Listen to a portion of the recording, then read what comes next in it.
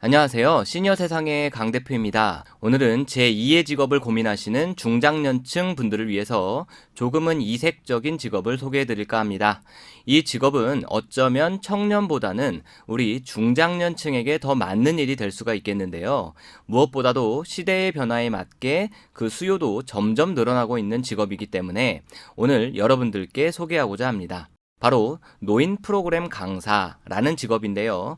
명칭은 실버 강사, 시니어 강사 등 다양하게 불리고 있습니다. 결론은 초고령화 사회에 맞춰서 늘어나고 있는 노인, 즉 어르신들을 대상으로 하는 다양한 교육을 진행하는 강사님들을 일컫는다고 보시면 되겠습니다. 편의상 시니어 강사라고 부르고 시작하도록 하겠습니다. 영상이 도움이 되셨다면 구독과 좋아요 한 번씩 눌러주세요. 우리가 흔히 강사라고 하면 과연 내가 할 수 있을까? 어떤 대상에게 지식을 전달하거나 교육을 해야 하는 부담감이 있어서 어렵게 느껴질 수가 있습니다. 하지만 시니어 강사분들은 본인들이 수년간 몸담아온 본래 직업이나 전공과는 다르게 인생 1막을 졸업하고 제2의 직업으로 프로그램 강사를 준비를 하셔서 강사 활동을 하는 분들이 상당히 많습니다. 그럼 지금부터 시니어 강사라는 직업의 장점에 대해서 알아보겠습니다. 첫 번째 장점은 나이 제한이 없다라는 겁니다. 장교양 기관을 이용하는 어르신 분들은 대부분 연세가 70대 이상이십니다. 80대가 가장 많죠. 그렇기 때문에 강사의 나이는 20대에서 30대의 젊은 층 못지않게 최소한 40대 이상 그리고 50대 또는 60대 분들까지도 충분히 강사로 활동이 가능합니다. 치매 어르신들도 많기 때문에 어떤 프로그램이든 중간중간에 공감대가 쌓이는 대화가 필요한데 바로 그 부분에서 너무 젊은 분들은 공감되는 대화를 하기가 어렵죠. 물론 젊은 분들이라고 해서 꼭 인기가 없는 것은 아니지만 중장년층 분들에게 더 유리한 점이 많다고 보아야 하겠습니다. 두 번째 장점은 일정 관리가 자유롭다라는 겁니다. 일반적으로 주간보호센터 또는 요양원, 그리고 치매안심센터 및 노인복지관에서 일할 수가 있는데요. 보통 한 기관에서 강사는 일주일에 한 번 프로그램 진행을 하게 됩니다. 한 회사에 소속되어서 정해진 근무 시간대로 일하는 것이 아니고 기관 측과 내가 쌍방간의 요일 및 시간을 조율하는 방식이기 때문에 내가 현재 처한 상황 및 내 시간을 자유롭게 분배하거나 조절할 수 있다는 장점이 있습니다. 세 번째는 내 성향에 맞는 과목을 선택할 수 있다. 자, 기관의 프로그램들은 상당히 다양합니다. 몇 가지 강사 채용 공고 예시를 살펴보면 미술치료, 운동치료, 원예치료, 음악치료 또는 공예, 우크렐레 이런 식으로 폭넓게 모집 분야를 공고하고 있는 것이 일반적입니다. 또는 복지 원예사, 음악심리 상담사, 생활스포츠 지도사 이렇게 정확한 자격명을 제시하고 뽑기도 합니다. 요즘은 치매 환자의 급증에 따라서 인지 관련 강사의 모집 인원이 상당히 늘고 있는 추세이기도 합니다.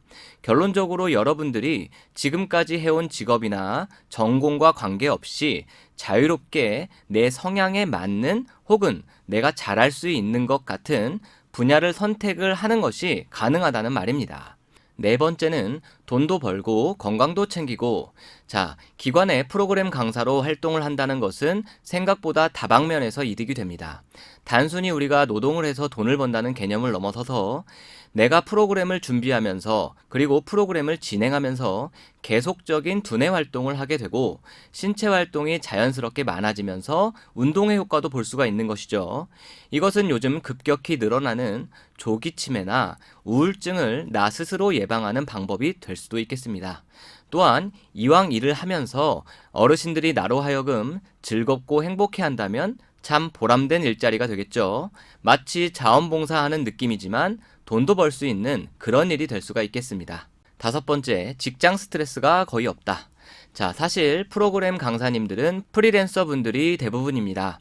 어떤 한 회사 및 단체에 얽매이지 않고 스스로 결정하고 스스로 본인을 발전시켜 갑니다. 그간 직장이라는 단체의 스트레스에 진절머리가 난 분들 같은 경우는 제2의 직업으로 프로그램 강사를 생각해 보시는 것도 돈을 떠나서 내 마음 건강을 위해 좋은 선택이 될 것이라고 생각합니다. 물론 요즘은 이렇게 프로그램 강사님들을 채용해서 일자리를 중간에서 연결해주는 회사들도 늘어나고 있는 추세입니다. 하지만 아무리 그런 회사에 소속되어서 강사 활동을 한다고 하더라도 일반적인 직장에서 가지는 스트레스보다는 상당히 적을 것이라는 것, 그 정도로 이해하시면 되겠습니다.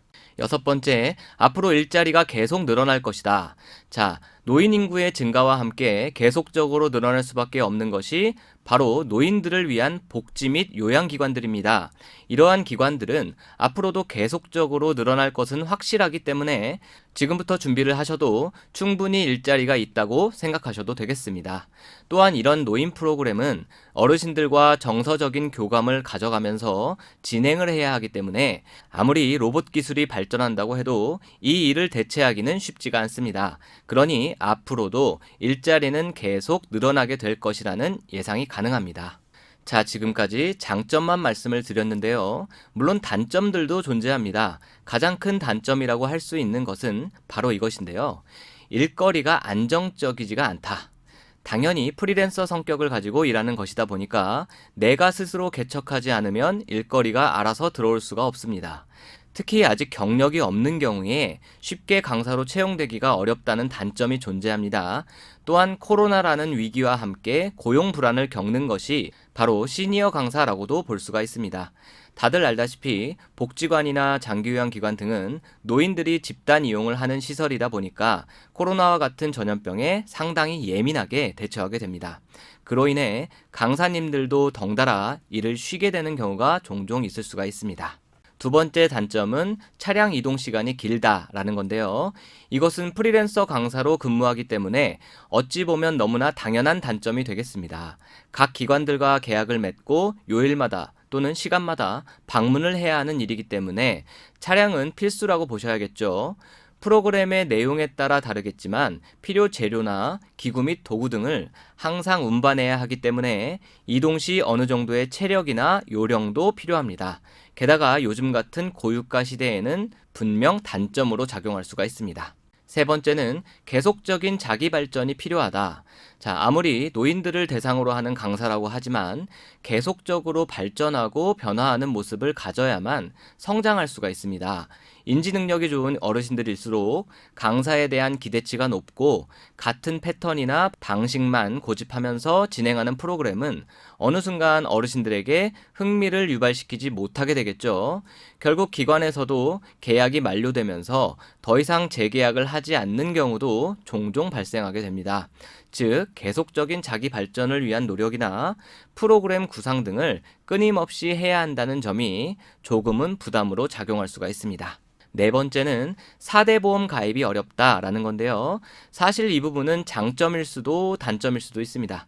어찌됐건 기관에 고용된 직원이 아닌 프리랜서로 활동을 하시다 보니까 4대 보험 가입은 불가능하다고 보셔야 하겠죠.